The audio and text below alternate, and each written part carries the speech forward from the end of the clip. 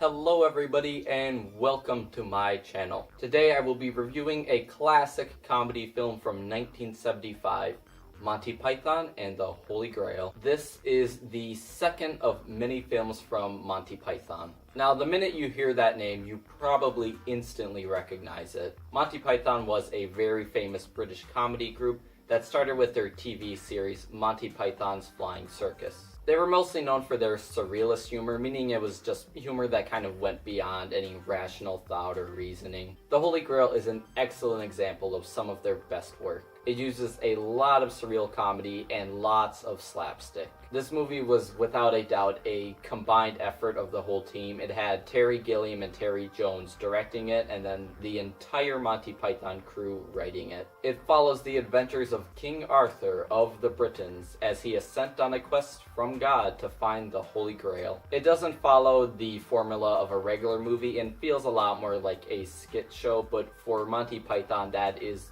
the perfect kind of format. Both Gilliam and Jones were supposedly big fans of medieval times, and they parody it to full effect. A lot of the jokes in this movie are either poking fun at how society was run in medieval times, or just the fact that nothing really made sense back then. A great example of this is a scene where they decide that if a woman weighs the same as a duck, then she's a witch, because both ducks and wood float, and wood is flammable, so that means witches burn, so witches are made of wood. It's like it makes no sense at all, but the way the characters say it, like they're so confident that you just kind of go, yeah, that makes perfect sense. This is a movie that is insanely smart in how stupid it is. A lot of the humor starts off as someone commenting on something very small, and it just gets out of hand to the point where it just makes zero sense. The way that everyone in this movie uses like these absurd over-the-top performances just makes it even funnier. In certain comedies, over-the-top acting can actually be harmful to your movie, but in something like Monty Python, it's like perfection. It goes together perfectly.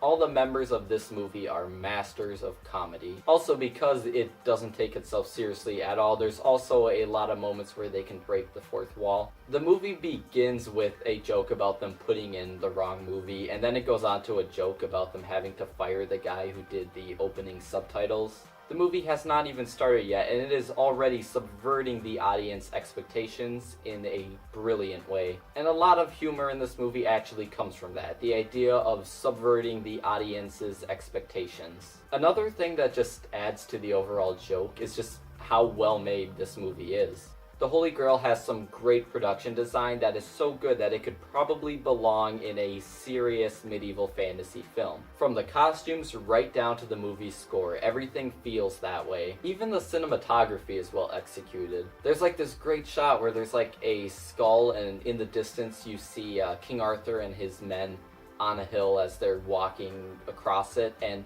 it's like a really good shot, and it's just so weird that so much work went into this kind of movie. But it's definitely all of the hard work put into this movie that just makes the dumb stuff even funnier. Terry Gilliam also did much of the illustrations for this movie, and he deserves a lot of credit for that because those are a very memorable part of this film. I think part of what makes this movie feel so much like a skit show is that they're able to use those illustrations to kind of split up each scene into like different segments. This movie also has one of the best endings of all time, in the sense that it's one of the worst endings of all time. It is a literal cop-out. A lot of the performances and writing and stuff have kind of like a slap together feel to it, but that's a good thing for this movie. Monty Python and the Holy Grail is just a very hard movie to dislike. It is widely considered one of the funniest films ever made, and it is worthy of being a true cult classic. If it doesn't make you laugh at least once, then probably nothing will. That's all for now. Thank you for watching, and goodbye.